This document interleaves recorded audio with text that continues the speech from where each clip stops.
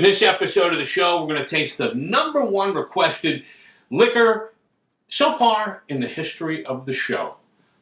Slivovitz.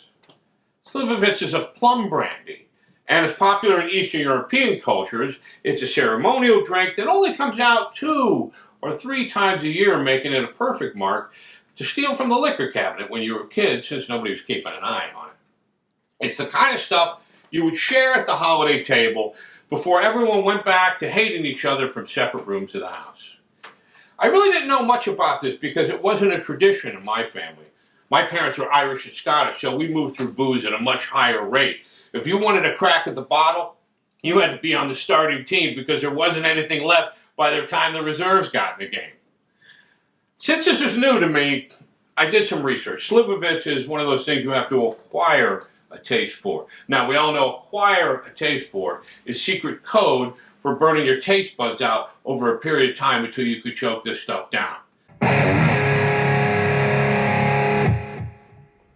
Now, this also smells one way and tastes a different way. It's got a bunch of names, and it's not what you expected. If any bottled liquor should have its own Tinder account, this is the one. This isn't a normal brandy. This is high-octane stuff that generates the kind of facial expressions you get from falling off a skateboard.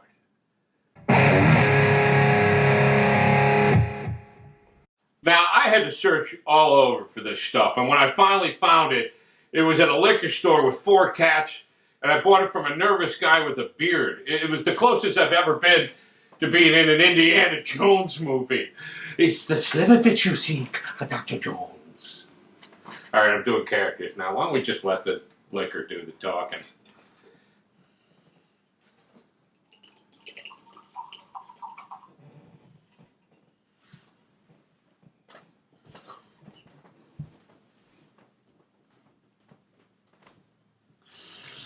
Here we go!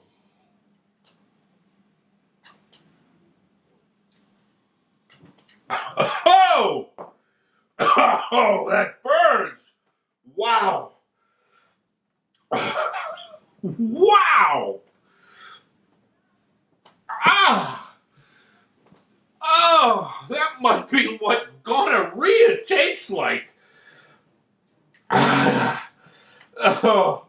Oh! I just smoked the wrong end of a cigar. Ah. Now, I'm going to tell you, I finally taste the plum. Or maybe I'm having hallucinations. I'm done with this. You could return it to the barbershop and put the combs back in it.